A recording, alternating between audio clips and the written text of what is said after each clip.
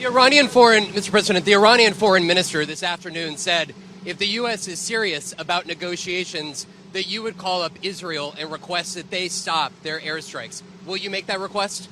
Well, I think it's very hard to make that request right now. If somebody's winning, it's a little bit harder to do than if somebody's losing.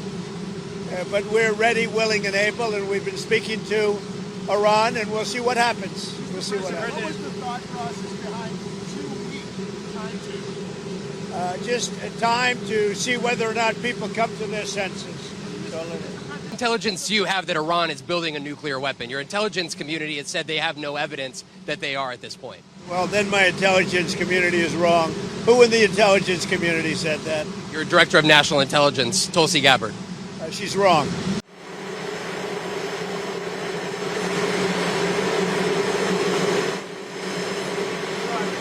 we just learned that Rwanda, you know all about Rwanda, and the Congo will be doing a peace settlement, probably coming in on Monday or Tuesday. We're going to be signing it up, and we've stopped a very vicious war. So that was an honor for me to be involved. I want to thank J.D. Vance for a great job, and also our Secretary of State, Marco Rubio, has done a fantastic job. So Rwanda, long-term war with the Congo, a very bloody war. They're all bloody, but this was a really bloody one. He's going to be making peace with Congo, and they can get on to making trade deals with the United States and other places and have a much more normal form of life. So we're very honored by that. As you know, we did a very great job with India and Pakistan, and we had India in. It looks like we're going to be making a trade deal with India, and we had Pakistan in. It looks like we're going to be making a trade deal with Pakistan, and it's a beautiful thing to watch. Serbia, Kosovo, likewise, they've been fighting for years, and as you know, we brought that one to a conclusion, and now we have a couple of big ones. We have Russia, Ukraine, which is making a little bit of progress, and we have Israel, and nobody really knows what that one is all about. We're going to find out pretty soon, I guess. The Iranian foreign minister this afternoon said if the U.S. is serious about negotiations, that you would call up Israel and request that they stop their airstrikes. Will you make that request? Well, I think it's very hard to make that request right now. If somebody's winning, it's a little bit harder to do than if somebody's losing. But we're ready, willing, and able, and we've been speaking to Iran, and we'll see what happens. Mr. President, what was the thought process behind 2 week timetable? Just time to see whether or not people come to their senses. Mr. President, did the Europeans help at all in talking with the Iranians? No, they didn't help. No. Iran doesn't want to speak to Europe. They want to speak to us. Europe is not going to be able to help in this. 20 years ago, you were skeptical of the Republican administration that attacked the Middle East country on the idea of questionable intelligence of weapons of mass destruction. How is this moment different with Iran? Well, there were no weapons of mass destruction. I never thought there were. And that was somewhat pre-nuclear. You know, there was a nuclear age, but nothing like it is today. And it looked like I'm right about the material that they've gathered already. It's a tremendous amount of material. And I think within a matter of weeks, or certainly within a matter of months, they're going to be able to have a nuclear weapon. We can't let that happen. I was very much opposed to Iraq. I said it loud and clear, but I was a civilian, but I guess I got a lot of publicity. But I was very much opposed to the Iraq war. And I actually did say, don't go in, don't go in, don't go in. But I said, if you're going to go in, keep the oil. But they didn't do that. What intelligence do you have that Iran is building a nuclear weapon? Your intelligence community has said they have no evidence that they are at this point. Well, then my intelligence community is wrong. Who in the intelligence community said that? The Director of National Intelligence, Tulsi Gabbard. She's wrong. Mr. President, is in any way helping Iran at this moment? We're hearing reports of mysterious planes landing in Iran from China. No, they say that they're there to take people out, but I can't tell you about that. I get along very well with China, get along very well with President Xi. I like him, he likes me. We have a very good relationship. We'll see what happens. I can't imagine them getting involved. Mr. President, that you need to make on Iran, whether to strike militarily, is this the biggest decision you will have to make as president? Well, I can't tell you that. I have to see what happens. I can't, really say that. It depends what the decision is. But I wouldn't really be able to tell you that now. I'll tell you in about a year from now, maybe 5 years or 10 years from now. You never know about decisions. You never really know. Sir, would you support a ceasefire while the negotiations happen? I might, depending on the circumstance. Would you, former Congressman Matt It's very Gaetz, hard to stop. I will say this. It's very hard to stop when you look at it. Israel's doing well in terms of war, and I think you would say that Iran is doing less well. It's a little bit hard to get somebody to stop. Liam Foucher was here.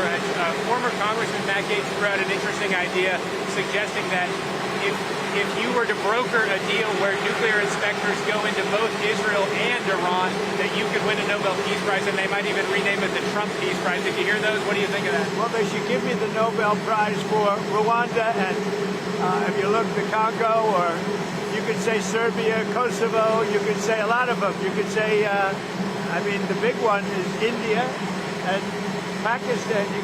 I should have gotten it 4 or 5 times. I should get it for the, I would think the Abraham Accords would be a good one too. But what do you They think won't of that give me a idea? Nobel Peace Prize because they only give it to liberals. But sending inspectors to have nuclear, or would you support Iran being able to have civilian nuclear energy capabilities up to 3.76%?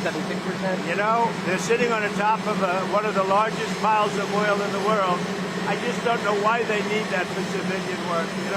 It's one thing for certain countries to say, hey, I want to have a certain amount where I can go nuclear a little bit because we need it for electricity, we need it for air conditioners, etc. But when you're sitting on one of the largest oil piles anywhere in the world, it's a little bit hard to see why you need that. Yeah.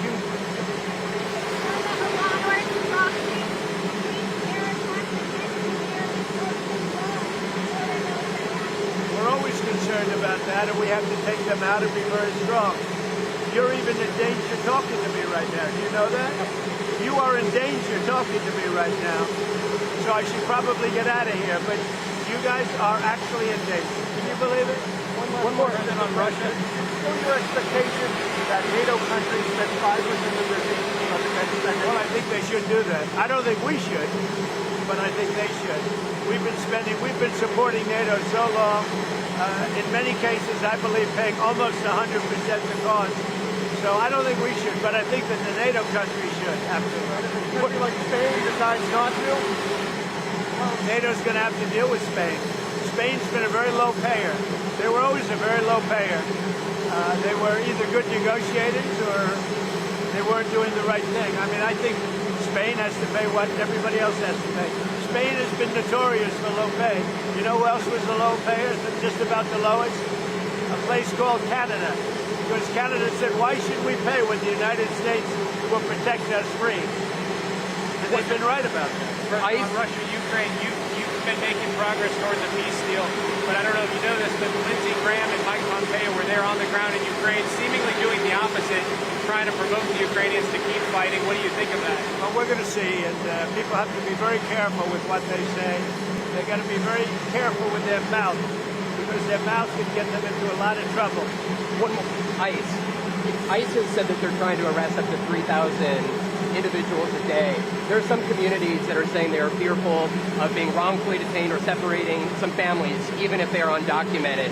Is the fear in some of these communities worth the deportations of these undocumented individuals, a mass deportation Always program? a tough subject, because look, we have farmers. I love farmers. I won 80%, 85% of the farmers, and I love them, and I'm never going to do anything to hurt our farmers. And you could also say the leisure business, etc. There are some businesses where you have a disproportionate amount of people that are the people that you're talking about. At the same time, we have to get the criminals out of our country. And we're looking at doing something where, in the case of good, reputable farmers, they can take responsibility for the people that they hire and let them have responsibility, because we can't put the farms out of business. And at the same time, we don't want to hurt people that aren't criminals. Most of the people that came in over the last 3 years under Biden, I would say probably 3.5 to 4 years, those people, you have a lot of criminals, you have a lot of, we're looking at that very closely. You've had people that have worked on farms for 20 years. It's very hard to go in there and say, you're coming out. but we're going to let the farmers take responsibility. They're great people. They'll do it. They know the good and the bad. So the hard part about this is not like a normal war where people wear uniforms. They don't wear uniforms. But we have murderers that came out of the last 4 years. We have murderers. We have drug lords. We have people that we don't want to. We have prisoners. They emptied out Venezuela and many countries. They emptied out their prisons into the United States. We have to get those people out. But we have stone cold murders. 11,888 murders. We've already gotten a lot of them out of here, but we don't want them. So we have to be careful. But I never want to hurt our farmers. Our farmers are great people. They keep us happy and healthy and fat. Are there other cities that you're going to try to replicate what you've done in Los Angeles? Well, I mean, we had a big victory last night in the Court of Appeals with respect to Los Angeles, but really the country, where Gavin Newsom, who's really an incompetent governor, he's just doing a terrible job between his fires, between all the houses burning down, his forest fires, and now Los Angeles. If we didn't go to Los Angeles, and the sheriff admitted it, he had no control. He would have lost control. We saved Los Angeles by having the military go in. And the second night was much better. The third night was nothing much. And the fourth night, nobody bothered even coming. We put out that fire. We did a great job of it. He sued us for going in and for helping him. We went and helped them. Right now, you'd have Los Angeles burning to the ground. Largely, it would have already been destroyed. So do you think deportations Mr. should... President, to be that of a peacemaker? Do you worry that striking Iran would change that? Yeah. Always a peacemaker. That doesn't mean sometimes you need some toughness to make peace, but always a peacemaker. Can you win in Iran without ground forces? Is an aerial campaign in Iran enough, or do you need ground forces? Well, I'm not going to talk about ground forces. The last thing you want to do is ground forces. Does Iran have 2 weeks, or could you strike before that? Are you essentially giving them a 2-week Well, timeline? I'm giving them a period of time. We're going to see what that period of time is, but I'm giving them a period of time, and I would say 2 weeks would be the maximum. Mr. President, do you think deportations should focus on criminals or all people who are here illegally? Start focusing on criminals, and that's what we've been focused on. Very bad criminals, dangerous criminals. But Stephen Miller said to go out and arrest every person who's here illegally. He told ICE to arrest everyone who's here illegally. Do you agree with that? Stephen and I have a very good understanding. He's a terrific person. We have a great understanding. President, if there is an attack on U.S. assets, will you promise to conduct a full investigation and make it transparent with the American people before blaming Iran for such an attack? Well, if there's an attack, we'll know almost immediately with modern equipment who made the attack. And those people will be very, very unhappy. Would you Prime share that? Minister- And I want to get you people out of danger. You're in danger standing with me. One more. Prime Minister Netanyahu said that they had the capacity to take out all of Iran's nuclear facilities. So what role would the U.S. be able to play, and why would they, if Israel says that they have all of the ability? Well, I'm not sure he said that, but they really have a very limited capacity.